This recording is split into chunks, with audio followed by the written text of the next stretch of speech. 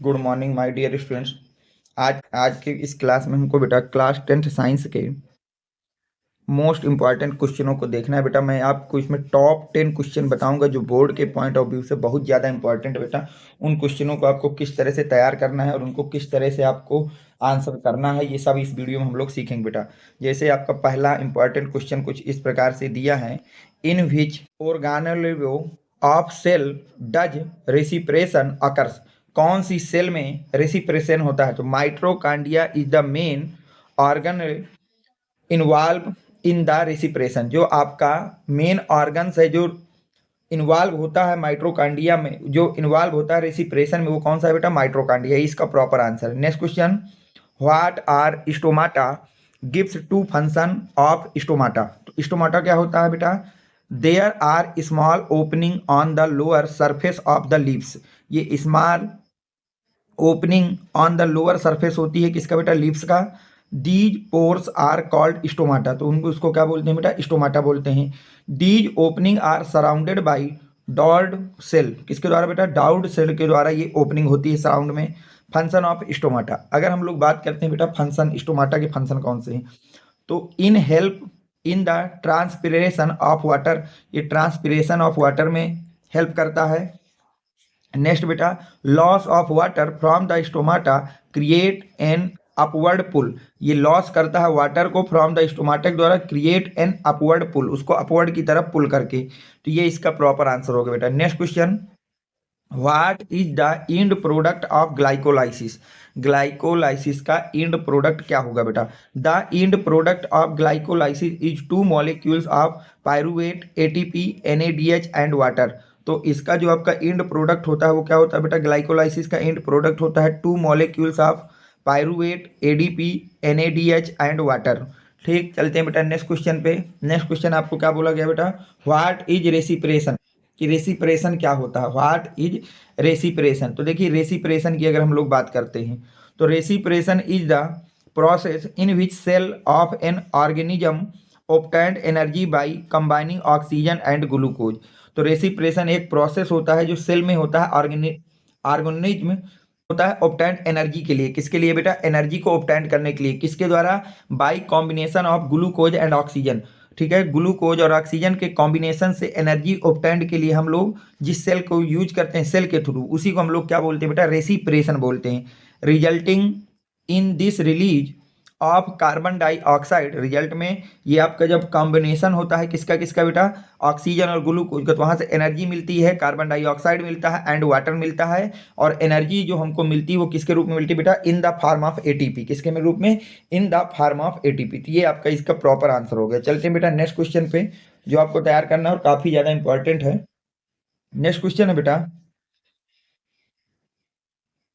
How many red blood cell are there in a cubic metre of blood of a human male. तो कितने red blood cell होती हैं? Red blood cell होती हैं cubic metre. किसमें बेटा? Cubic metre of blood किसी भी ह्यूमन मेल में। तो याद रखिए बेटा, देयर आर रॉगली 4.5 to 5.5 million red blood cell in each cubic millimetre of blood in a adult male. किसी भी एडल्ट मेल के 1 सेंटीमीटर क्यूब में जो आरबीसी का काउंटिंग होती है वो होती है 4.5 टू 5.5 मिलियन। नेक्स्ट क्वेश्चन बेटा क्या कह रहा है? Define nutrition and differentiate between saprotrophic and parasitic nutrition. तो आपको डिफाइन करना है कि न्यूट्रिशन क्या है और आपको डिफरेंट बताना है, डिफरेंशिएट करना है किसको किसको बेटा? सफ्रोफाइटिक्स एंड द पायरोस्टिक को। तो न्यूट्रिशन क्या होता है? Nutrition is the process of taking in food and breaking into the simple and soluble solute which can the easily observe by cell. तो न्यूट्रिशन कुछ नहीं, एक प्रोसेस होता है जो फूड को ब्रेक करता है सिंपल एंड सॉल्युबल स्टेट में। सिंपल एंड सॉल्युबल स्टेट में किसके द्वारा? Which can easily observe by cell, जिसको हमारी सेल इजिली ऑब्जर्व कर सके। इजिली क्या कर सके बेटा? ऑब्जर्व कर सके। देखिए नेक्स्ट क्वेश्चन क्या है बेटा? Differentiate between the saprophytic nutrition and the parasitic nutrition को। तो एक तरफ लिखिए बेटा सैप्रोफाइटिक न्यूट्रिशन और एक तरफ लिखिए बेटा पैरास्टिक न्यूट्रिशन। तो सैप्रोफाइटिक्स न्यूट्रिशन क्या होता है? Are organism that grow on the dead and decaying declining material to obtain the nutrient. तो जो आपका सेप्रोफाइटिक्स होता है, इसमें जो ऑर्गेनिज्म होते हैं ग्रो करते हैं एंड किसके द्वारा बेटा, डेड एंड डिक्लाइंड मटेरियल के थ्रू अपने न्यूट्रिशन को ऑब्जर्व करते हैं, अपने न्यूट्रिशन को क्या करते हैं बेटा, ऑब्जर्व करते हैं। Next, parasitics are the organism that obtained on other organism to obtain the nutrient. ये अदर ऑर्गेनिज्म के थ्रू अपने न्यूट्रिएंट को ऑब्जर्व करते हैं बेटा। नेक्स्ट, जो आपका सेप्रोफाइटिक न्यूट्रिशन होता है वो क्या होता है, यूज एक्स्ट्रा सेलुलर डाइजेशन। ये आपका एक्स्ट्रा सेलुलर डाइजेशन को यूज करता है, जबकि जो आपका पैरासिटिक न्यूट्रिशन होता है ये यूज करता है इंट्रा सेलुलर डाइजेशन को। Next, observe nutrient through the cell wall. ये ऑब्जर्व करता है न्यूट्रिशन को किसके द्वारा बेटा, थ्रो द सेल वॉल। जबकि जो आपका पैरासिटिक होता है ये ऑब्जर्व करता है न्यूट्रेंट को थ्रो द हाउस्ट्रोडिया। किसके द्वारा बेटा, हाउस्ट्रोडिया के द्वारा ऑब्जर्व करता है। Next, depends on dead and declining matter. तो ये जो आपका सफरोफाइटिक न्यूट्रिएंट होता है ये किस में डिपेंड करता है बेटा, डेड एंड डिक्लाइंड मटेरियल पर।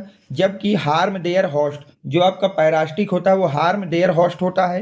एग्जाम्पल की बात की जाए तो बेटा मशरूम एंड बैक्टीरिया। इधर की एग्जाम्पल की बात की जाए तो प्लाज्मोडियम, टिक्स, लाइस, फ्लाक्स, ईटीसी। तो ये इसके प्रॉपर आंसर हो जाएगा।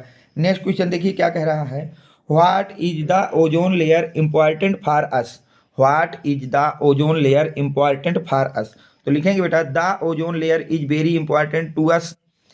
It protect from the ultraviolet ray which are very harmful for us. जो आपकी ओजोन लेयर होती है वेरी इंपॉर्टेंट होती है किसके लिए, हमारे लिए। प्रोटेक्ट फ्रॉम द अल्ट्रावायलेट रे, ये हमको प्रोटेक्ट करती है किसके द्वारा बेटा, अल्ट्रावायलेट रे के द्वारा, जो हमारे लिए बहुत ही ज़्यादा हार्मफुल होती है। And can cause a number of health effect towards earth, जिसके कारण हमारे हेल्थ में बहुत सारे इफेक्ट होते हैं, उससे हमको ये प्रोटेक्ट करती है। We should be attractive on the ozone layer by the preventing it from depletion and damage. Without the ozone layer, life on Earth would not be same. The ozone layer act a major role of the Earth. ये इसका proper answer होगा।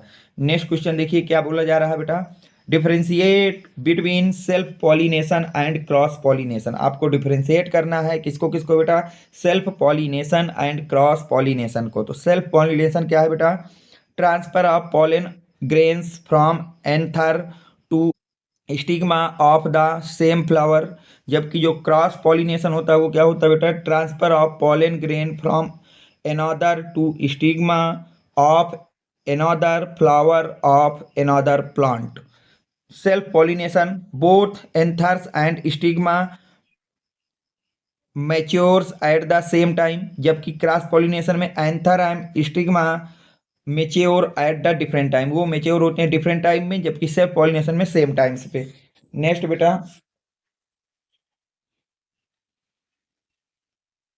It occurs in close flower, it occurs always open flower, it occurs in the flower which are genetically same, it occurs between flower which are genetically different, reduce the gene pools, maintenance of gene pool. ठीक है, तो ये आपका proper इसका difference हो गया। Next question है, define the फोसेल।